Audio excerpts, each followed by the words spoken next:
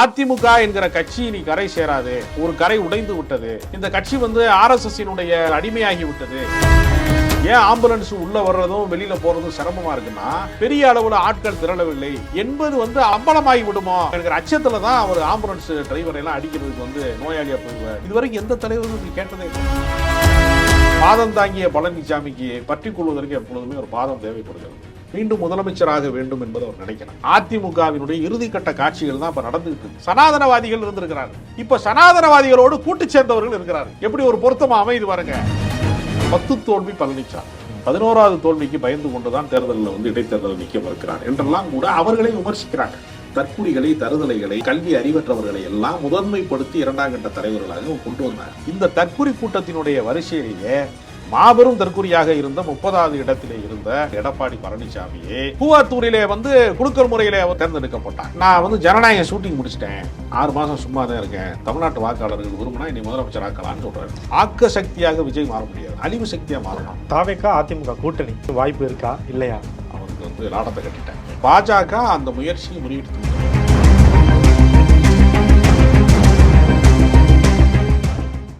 Modern Tamil Nadu நேயர்களுக்கு வணக்கம்.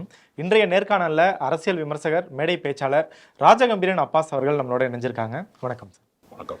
சத்தம் இல்லாம எடப்பாடி பழனிசாமி 100 தொகுதிகளில் அவரோட பிரச்சாரத்தை வெற்றிகரமா முடிச்சிட்டாரு. அதோட தொடர்ந்து வாட்ச் பண்ணிருப்பீங்க 100 தொகுதியை பார்த்ததுல.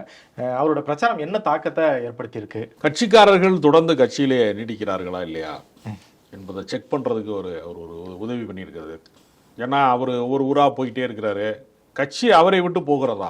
நான் ஊருக்கு போயிருந்தேன், என் ஊருக்கு போய்விட்டதுன்னு ஒருத்தன் கவிதையில் சொல்லியிருப்பான். அது மாதிரி அது இருக்கா இல்லையா? ஏன்னா நீங்க கட்சி பிளவுபட்ட கட்சியாகிவிட்டது. ஒன்றுபட்ட அதிமுக அப்படிங்கிறது அதனுடைய வலிமை என்பது வேறு. எப்பொழுதுமே திமுக ஆட்சியின் மீது அதிருப்தி வருகிற போதெல்லாம் அந்த இடத்தை கைப்பற்றுகிற இடத்திலே அதிமுக வலிமையான ஒரு கட்டமைப்போடு இருக்கும். அதே மாதிரி அதிமுக என்கிற கட்சியின் மீது மக்களுக்கு அதிருப்தி வருகிற போதெல்லாம் அதை கைப்பற்றுகிற இடத்துல திமுக இருக்கும். ஒரு நதிக்கு 2 கரைகளை போலதான் தமிழ்நாட்டு அரசியலிலே அதிமுகவும் திமுகவும் மாறி மாறி ஆட்சி செய்திருக்கிறார்கள் என்பதுதான் கடந்த கால வரலாறு. ஆனால் நிகழ்காலத்தில் என்னவாகிவிட்டது என்றால், அதிமுக என்கிற கட்சி நீ கரை சேராது, ஒரு கரை உடைந்து விட்டது, இது கரை சேராது என்று அந்த கட்சிக்காரர்களில் மூத்த தலைவர்களாக இருக்கக்கூடிய அன்வர் ராஜா மட்டுமல்ல, அவர் முகம் தெரிந்தவர். அவர் புதுக்கோட்டைக்கு போனார் எடப்பாடி பழனிசாமி. அவரை வரவேற்ற தொண்டைமான், கார்த்திக் தொண்டைமானுங்கிறவர் அடுத்த நாளே திமுகவில் இணைஞ்சிட்டார். அப்போ ஏன் அவர்கள் அந்த கட்சியிலே சட்டமன்ற உறுப்பினர்களாக இருந்தவர்கள், அமைச்சர்களாக இருந்தவர்கள், நாடாளுமன்ற உறுப்பினராக இருந்தவர்கள் ஏன் வெளியேறுகிறார்கள்னு ஒரு கேள்வி இருக்கு. ஏனென்றால் இந்த கட்சி முழுமையாக அடமானத்துக்கு போய்விட்டது. இந்த கட்சி RSS-இனுடைய அடிமையாகி விட்டது என்று சொல்லக்கூடிய இடத்துக்கு அது போயிருச்சு. நேற்று செல்லூர் ராஜு வெளிப்படையாக சொல்லியிருக்காரு, எங்களுக்கு யாரும் எஜமானர்கள் கிடையாது, நாங்கள் யாரும் அடிமைகள் கிடையாது அப்படின்னு சொல்லியிருக்காரு வெளிப்படையாக. அது செல்லூர் ராஜுக்கு பொருந்துகிறதா என்று தெரியல, எடப்பாடிக்கு இது பொருந்தலையே. கட்சியினுடைய தலைவர், அதாவது ஓனரை சொல்லுங்கிறாங்கல்ல, அது மாதிரி அவரால் அதை சொல்ல முடியலையே. நான் RSS-இன் கட்டுப்பாட்டிலே இல்லை. ஆனால் ராஜேந்திர பாலாஜி என்கிற முன்னாள் அமைச்சர் கூட சொன்னார், அதிமுக ஒரு மதவாத கட்சி அல்லன்னு சொன்னார். ஏன் மதவாத கட்சி அல்லன்னு சொல்ல வேண்டிய நிலைமை இருக்கிறது அப்படின்னு ஒரு கேள்வி இருக்குல்ல. எங்க அப்பன் குதிரைக்குள்ள இல்லைன்னு சொல்ற மாதிரி எதுக்காக அதை சொல்ல வேண்டிய அவசியம் அவருக்கு நேர்ந்தது அப்படின்னு ஒன்று இருக்குல்ல. அப்போ அவர்கள் தொடர்ந்து அந்த கட்சி என்ன செய்யறாங்கன்னா, ஒவ்வொரு ஊர்கள்லையுமே பெரிய பிரம்மாண்டமான அகலமான தெருக்கள் இருக்கும், தேரோடு வீதிகள்லாம் இருக்கும். சில பதிலாக நீங்கள் மதுரையில எல்லாம் பார்த்தீங்கன்னா வடக்கு மாசி வீதி, தெற்கு மாசி வீதி சந்திப்பில் தான் பொதுக்கூட்டங்கள் நடக்கும். அது பெரிய பிரம்மாண்டமான ஒரு 2-3 லாரி ஒன்றா போகிற அளவுக்கு தெரு பெருசாக இருக்கும். அப்போ அந்த அகலத்தோடு கூடிய பெரிய தெருக்கள்லாம் அதையெல்லாம் விட்டுட்டு குறுகலான தெருக்களுக்குள்ளே கொண்டு போய் இவருடைய அந்த சுந்தரா டிராவல்ஸ் பஸ்ஸை கொண்டு நிப்பாட்டி வச்சுக்கிட்டு அந்த கடைசி எட்ஜ் வரைக்கும் ஆளுங்க இருக்கிறாங்க என்று காட்டுவதற்காக ட்ரோனை பறக்க விடுறாங்க. அதனாலதான் ஆம்புலன்ஸ்னால உள்ள வர முடியல. ஏன் ஆம்புலன்ஸ் உள்ள வர்றதும் வெளியில போறதும் சிரமமா இருக்குன்னா, எல்லா கட்சி மாநாடுகள்லையும் பொதுக்கூட்டங்களிலுமே ஆம்புலன்ஸ் வந்துச்சுன்னா வழிவிடுவாங்க. அது ஒரு பெரிய விஷயம் அல்ல. ஏன் இவர் பதட்டம் அடைகிறார்னா, ஒரு ஆம்புலன்ஸ் போகிற அளவுக்கு உள்ள தெருவில் மட்டும்தான் கூட்டம் நடத்துறாங்க. ஏன்னா தனக்கு கூட்டம் வரவில்லை, பெரிய அளவுல ஆட்கள் திரளவில்லை என்பது அம்பலமாகி விடுமோ, வெளிப்பட்டு விடுமோ என்கிற அச்சத்துல தான் அவர் ஆம்புலன்ஸ் டிரைவரை எல்லாம் அடிக்கிறதுக்கு நோயாளியா போயிடுவ, நீ நோயாளி ஏற்றிட்டு போறியா, நீனே நோயாளியா போறியான்னு இதுவரைக்கும் எந்த தலைவருமே இப்படி கேட்டதே இல்லை. கலவரத்தை வந்து கலவரத்துக்காக கட்சி நடத்துறவங்க கூட கேட்டதில்லை. சாதி மதத்தை வைத்து கொண்டு கலவர கட்சி நடத்துகிறவர்கள் கூட இதை கேட்டதில்லை. அவர்கள் கூட பொது வெளியில வந்து தங்களை மனிதாபிமானம் மிக்கவர்களாகத்தான் காட்டிக் கொள்வார்கள். தனிப்பட்ட முறையில் தான் அவர்களுக்கு சாதிய வன்மமோ மதவாத வன்மமோ அவர்களுக்குள்ள விஷமத்தன்மமோ இருக்குமே தவிர பொதுவெளியில் அப்படி யாருமே காட்டிக்க மாட்டாங்க. ஆனால் பொதுவெளியில் வந்து ஆம்புலன்ஸ் டிரைவரை அடிச்சு நொறுக்குன்னு சொல்லக்கூடிய மறைமுக உத்தரவு போடக்கூடிய அளவுக்கு இனிமே வரக்கூடாது என்று சொல்லுகிற போது அதே மறுநாளே வழிமறிச்சிட்டாங்க சில நாட்கள். அவர் வந்து தெளிவாக சொல்றாரு, இல்லைன்னா ஆம்புலன்ஸ் இப்படி வர்றது வந்து இது முதல் முறை கிடையாது, கிட்டத்தட்ட 10-12 வாட்டி வந்துருச்சு அப்படின்னு இத்தனை வாட்டி நாங்கள் வந்து பொறுத்துட்டோம், இனிமேல் பொறுக்க மாட்டோம் அப்படின்றாரு. ஸோ அது வந்து இப்போ திமுக சார்பில் இருந்து அவர் சொல்ற குற்றச்சாட்டே வந்து ஒருவேளை உண்மையாக இருக்குமா? அதாவது ஆம்புலன்ஸ் வருவது என்பது அவருக்குமே பாதுகாப்பானது தானே. அதாவது கூட்டத்தில் யாராவது மயங்கி விழுந்துட்டாலோ இல்லை எடப்பாடி பழனிசாமிக்கே திடீர்னு வந்து ப்ரெஷர் ஆகி தலை சுற்றிருச்சனால, ஏன்னா இப்போ இந்தியா டுடேயினுடைய ஒரு அறிக்கை சொல்லுது 48% வாக்கு வங்கியோடு திமுக தான் வெற்றி பெறும்னு ஒரு அறிக்கை வருகிறது. இதை பார்த்து அவருக்கு தலை சுற்றிருச்சுன்னு வச்சுங்க, அப்பயும் ஆம்புலன்ஸ் தேவைப்படும்ல. ஆம்புலன்ஸ் தேவைப்படாத ஒரு வாழ்க்கை வந்து அதிமுக காரனுக்கு இனிமேல் ஆம்புலன்ஸே தேவையில்லை என்று எடப்பாடி பழனிசாமி சொல்ல முடியுமா? என் கட்சிக்காரன் பூரா ஆரோக்கியமாக இருக்கான், அவனுக்கு நோய் நொடியெல்லாம் வராது, அவனுக்கு எதுவுமே வராது, ப்ரெஷர் சுகரு எதுவுமே கிடையாது, எந்த சிக்கலுமே எங்கள் யாருக்குமே கிடையாது, அதனால எங்களுக்கு எந்த தெருவில் எல்லாருமே சுகாதாரமாக இருக்கான் ஆரோக்கியமாக இருக்கான் அப்படி சொல்ல முடியுமா? யாராவது சொல்லவே முடியாது.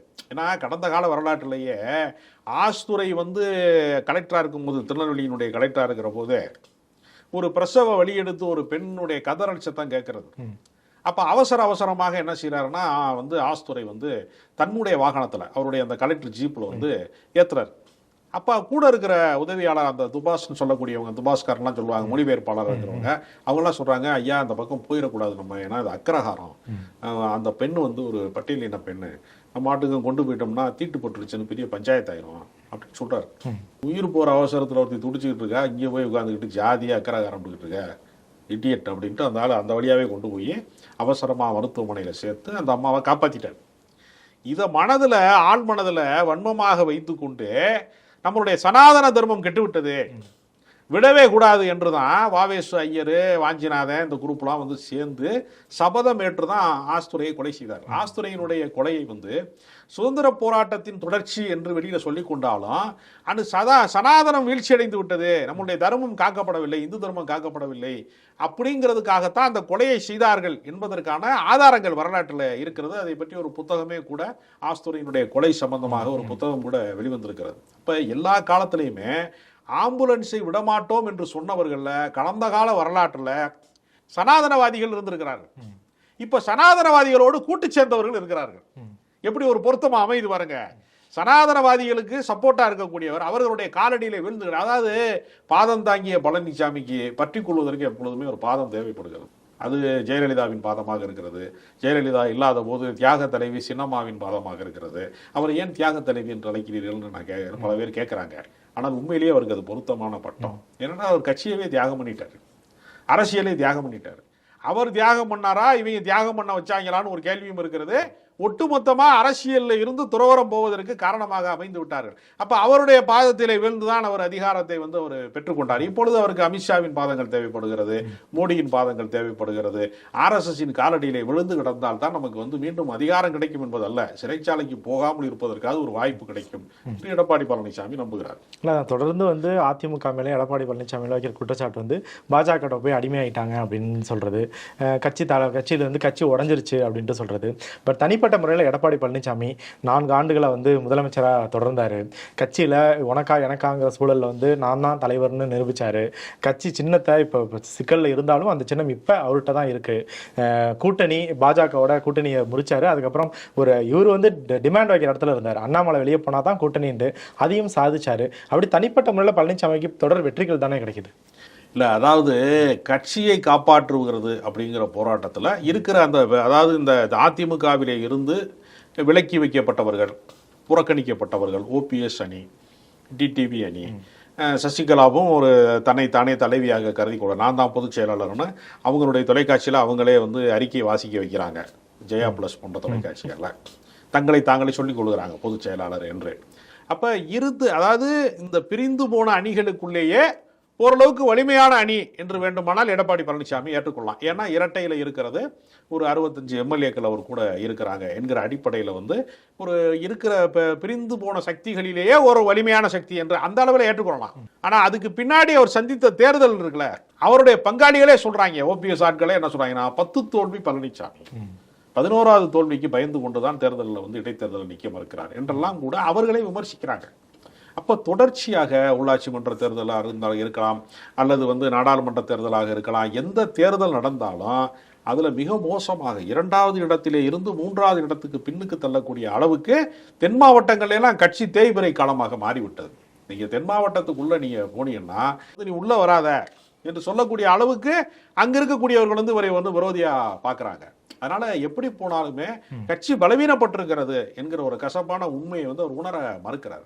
ஏன்னா அதாவது நாங்கள் வந்து பாஜக கூட்டணியை விட்டு வெளியேறுகிறோம் என்று நாடாளுமன்ற தேர்தலிலே அவர் அறிவித்த போது பட்டாசு வெடித்து இனிப்பு கொடுத்து எல்லாரும் கொண்டாடினாங்க. சரி, அப்போ தொண்டர்களுக்கு விருப்பம் இல்லை பாஜகவோடு கூட்டணி சேர்வதற்கு. அவர் வெளியே வந்துட்டோம், நம்ம பாஜகவோட நீ போக மாட்டோம் என்று அவர் எஸ்டிபி மாநாட்டில் போய் அவர் பேசினார். என்னையா டெய்லி வந்து ப்ரெஸ் மீட்டில் வந்து ஓயாமல் கேட்குறீங்க பாஜகவோட மறுபடியும் சேர்வியலான்னு, எத்தனை முறை தான் சொல்கிறது, பாஜகவோட எப்போதுமே கூட்டணி இல்லை அப்படின்னு திரும்ப திரும்ப சொல்லிகிட்டே இருந்தார். இவர் பாஜக கூட்டணியை விட்டு வெளியில் வந்துட்டாருங்கிறதுக்காகத்தான் அன்வர் ராஜா வந்து மீண்டும் கட்சிக்குள்ளே போனார். மறுபடியும் என்ன பண்ணிட்டாங்கன்னா, யார்கிட்டையுமே பொதுக்குழுவை கூட்டி, மாவட்ட செயலாளர்களை கூட்டி, செயற்குழுவை கூட்டி, ஜனநாயக ரீதியாக பாஜகவோடு போகிறதா நமக்கு நல்லது, நாடாளுமன்றத்தில் தோல்வி அடைஞ்சிட்டோம் நம்ம அப்படின்னு யாரையாவது தீர்மானம் இயற்றி போனார்களானா கிடையாது.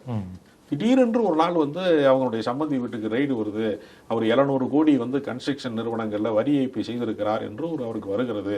அவருடைய மகனாக இருக்கக்கூடிய மிதுன் பழனிசாமி நடத்தக்கூடிய நிறுவனங்களில் பல முறைகேடு நடைபெற்றதாக விசாரணை வளையத்துக்குள்ள அவர் இருக்கிறார் என்று வருகிற போது தனக்கு ஒரு ஆபத்து வருகிறது, தன் கட்சிக்காரனுக்கு ஒரு ஆபத்து வருகிறது, தன்னுடைய சொந்த குடும்பத்துக்குள்ள ஆபத்து வருகிறது, ஏதோ ஒரு பிரச்சனையை எதிர்கொள்ள முடியாம தான் திடீரென்று அவர் என்ன செய்யறாரு, டெல்லிக்கு பயணப்பட்டு போறாரு. யார்கிட்டையுமே சொல்லலை. ஆனால் அவர் விமானம் ஏறுகிற போதே தமிழ்நாட்டின் முதலமைச்சர் சட்டப்பேரவையிலே சொல்லிட்டாரு. ஆனால் அப்போ கூட பாருங்க அவர் சுதாரிக்காம, அப்படிலாம் கிடையவே கிடையாது, அதிமுக ஆஃபீஸை வந்து நான் வந்து செப்பன் இடுவதற்காக தான் போகிறேன், கண்ணாடி கதவை மாற்ற போகிறேன், கதவு சரியில்லாமல் இருக்குது, ஆடிக்கிட்டு இருக்கு, அதெல்லாம் நிறுத்த போகிறேன், அப்படி தான் சொல்லிக்கிட்டே இருந்தார். அவர் போயிட்டு என்ன செஞ்சார், அமித்ஷாவோடு சரணாகதி அடைஞ்சிட்டார். அப்போ மேலிடம் யார் முதலமைச்சர் வேட்பாளர் அப்படின்னு கேட்டால் மேலிடம் முடிவு செய்யும்னு கட்சிக்காரங்க அப்படி கலங்கிட்டான், பதட்டம் அடைஞ்சிட்டான் அதிமுக தொண்டர்கள். என்னடா மேலிட முடிவு செய்யும், ஏன்னா லேடியா மோடியான்னு கேட்ட கட்சி அது.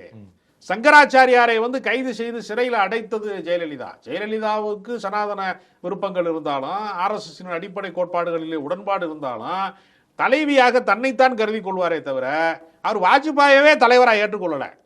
கூட்டணியின் தலைவராக கூட வாஜ்பாயை ஒப்புக்கொள்ளலை. வாஜ்பாயின் ஆட்சியை வந்து ஆட்டம் காண செய்ததுல ஜெயலலிதா அகில இந்திய அளவில் வந்து பெரிய கவனம் பெற்றவர். அப்படிப்பட்ட டெரரான கட்சிக்குள்ள இருந்துகிட்டு இப்படி வந்து பயந்து நடுங்குகிறார் என்று சொல்லக்கூடியதை அதிமுக தொண்டர்கள் ரசிக்கல. அதனுடைய விளைவு தான் வெளிப்படையாக நமக்கு பகிரங்கமாக தெரிகிறது. ஒரு கார்த்திக் தொண்டைமான் வெளியேறுகிறார், ஒரு அன்வர் ராஜா வந்து அதிமுக விட்டு வெளியேறுகிறார் என்பது பகிரங்கமாக தெரிகிறது. ஆனால் கண்ணுக்கு தெரியாமல், பெயர்கள் அறிவிக்கப்படாமல் லட்சக்கணக்கான தொண்டர்கள் அந்த கட்சியை விட்டு வெளியேறிக்கொண்டே இருக்கிறார்கள் என்பதுதான் கலை யதார்த்தம். இப்போ வந்து எடப்பாடி பழனிசாமி கூட்டணி இப்போ தான் ஆரம்பிச்சிருக்கு, கூட்டணி இப்போ தான் வந்து மறுபடியும் ஜெல்லாக இருக்காங்க.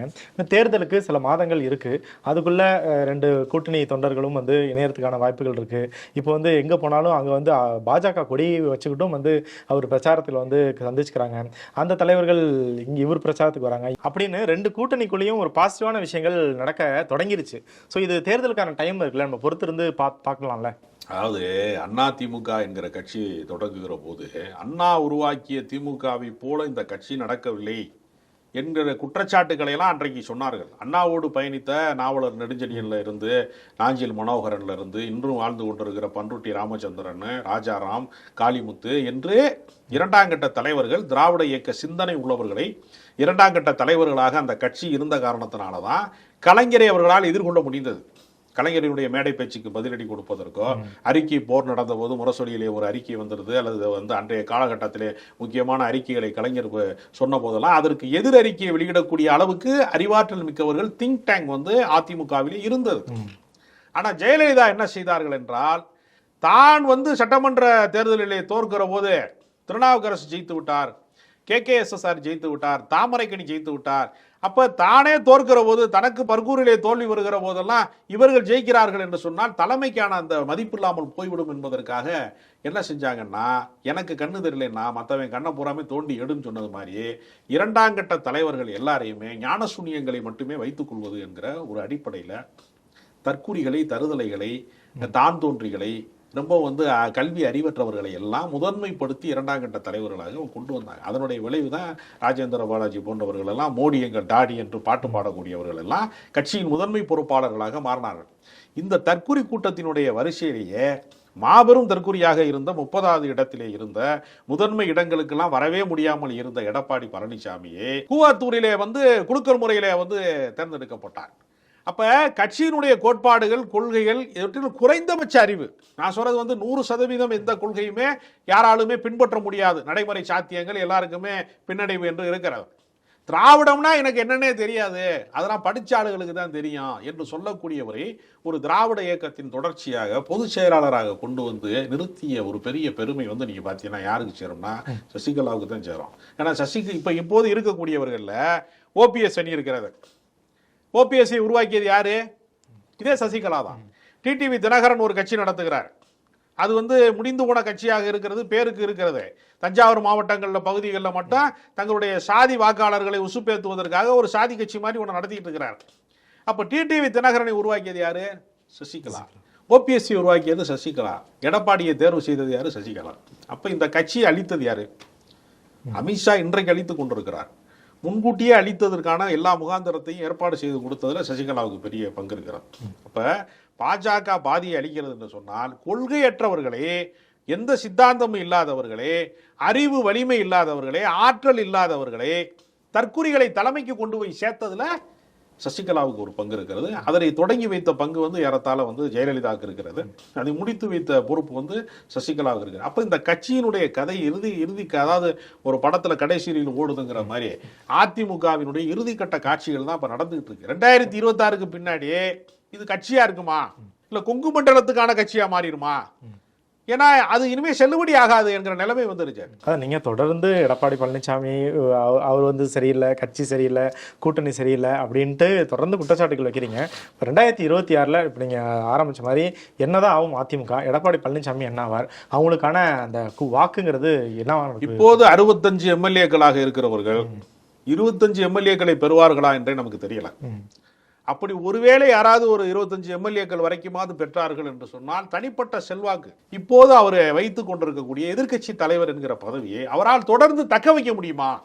அதுதான் அவருக்கு இருக்கக்கூடிய பெரிய சவால். அவர் நினைக்கிறதுலாம் மீண்டும் முதலமைச்சராக வேண்டும் என்பது அவர் நினைக்கலாம். இப்போது அவர் இருக்கக்கூடிய இந்த எதிர்க்கட்சி தலைவருடைய பொறுப்பு, கட்சியினுடைய சொத்துக்கள், அறக்கட்டளைகள், வழக்கு ஜெயிலுக்கு போகாம, இந்த வயசுக்கு மேல போய் நம்ம கழிவிக்க முடியாதுங்கிறதுக்காக வழக்குகளுக்குள்ளே போகாம சேஃப்டியா இருக்கிறதுக்கு ஒரே ஒரு பாதுகாப்பு வளையம் பாஜகவை ஆதரிப்பதுதான், ஒன்றிய அரசாங்கத்துக்கு கும்பிடு போடுவதுதான் அப்படிங்கிற ஒரு கணக்குல தான் எடப்பாடி பழனிசாமி இருக்காரே தவிர அவரால் எதிர் அரசியல் செய்ய முடியாது என்பது அவருக்கே தெரியும். ஜனநாயகனுக்கு வாய்ப்பு இல்லையா?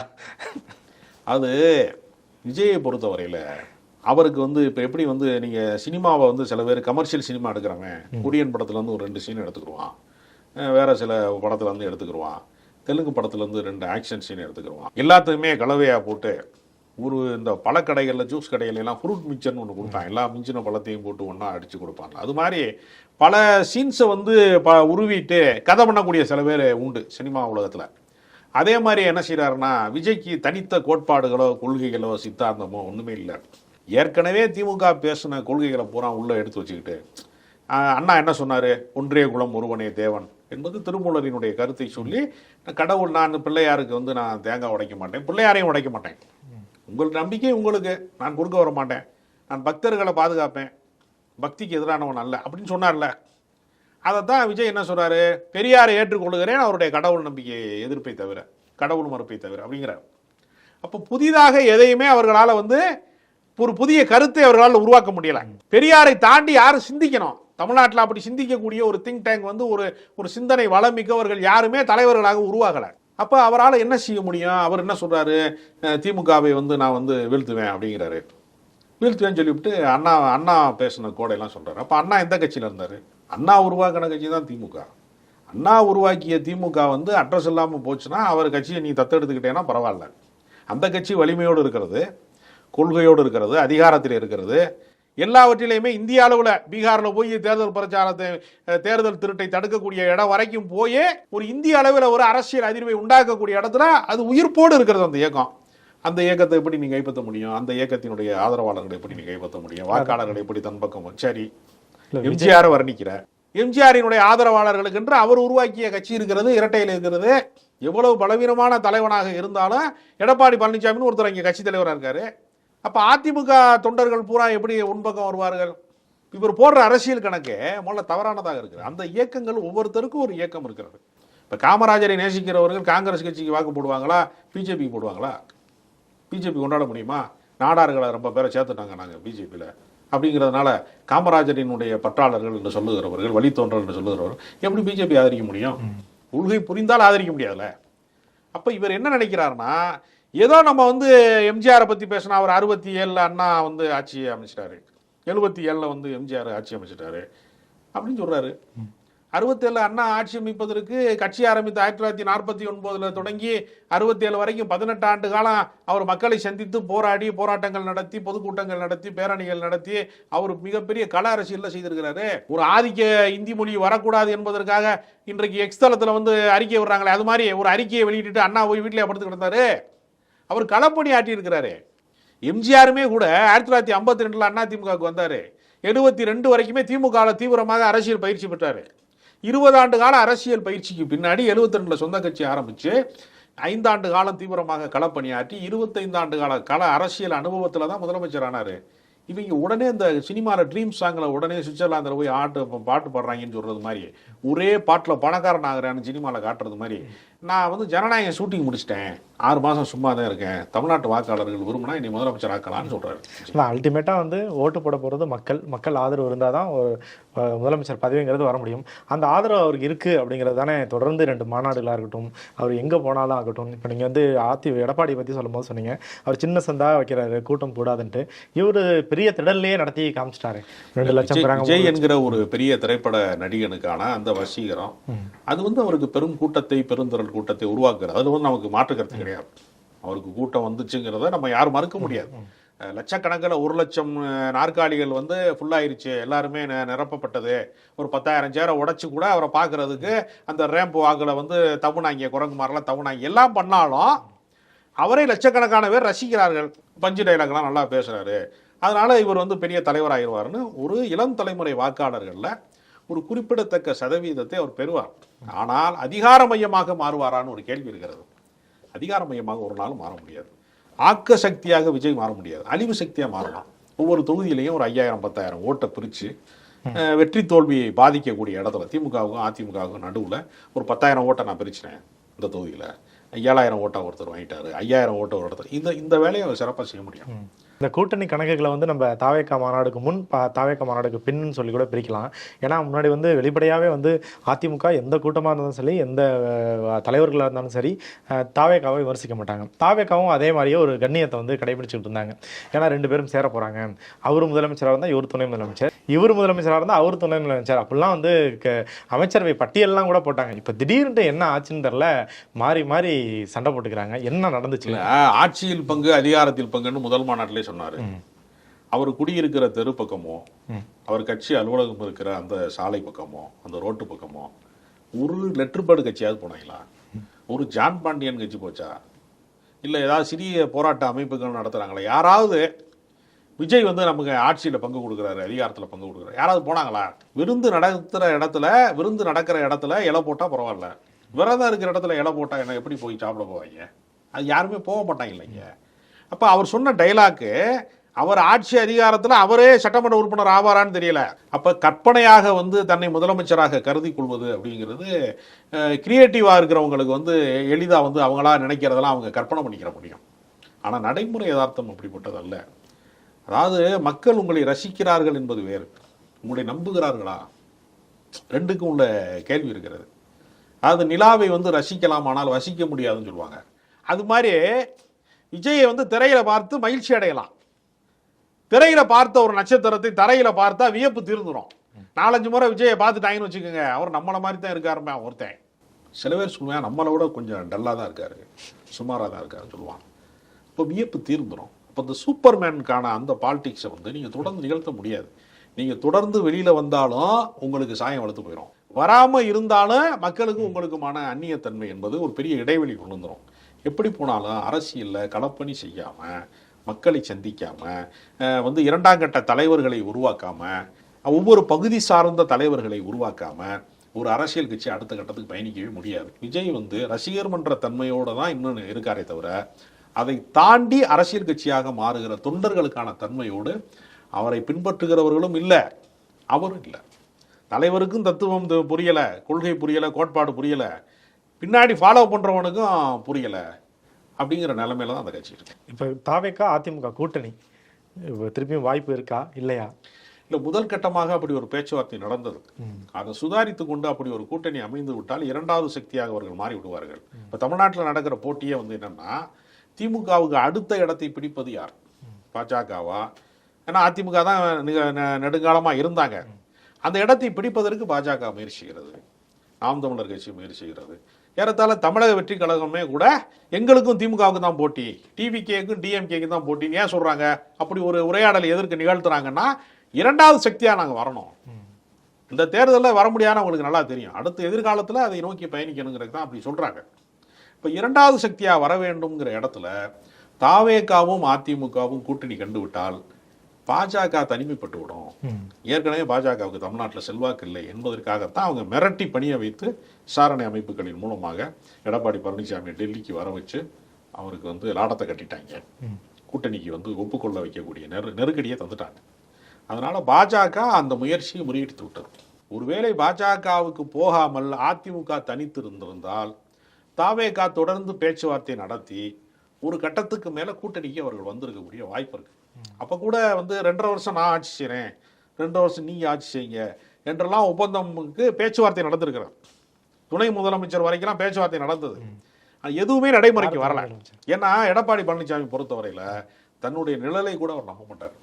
யாரோ உழவு பார்க்குறாங்க, ஏதோ ஏன் மாதிரியே சாயல் ஒரு நிழல் பின்னாடி வந்துக்கிட்டே இருக்கு, யாரோ தான் ஓபிஎஸ் ஆளுங்க தான் உழவு பார்க்குறாங்கன்னு நம்பக்கூடிய ஒரு ஆள். அதனால் ஒற்றை தலைமையை விரும்பக்கூடியவர் அவர், தன்னை முதலமைச்சர் வேட்பாளராக கருதக்கூடிய ஒரு விஜய். அதனால் அது நிகழாமலே போய்விட்டது. ரொம்ப நன்றி சார்.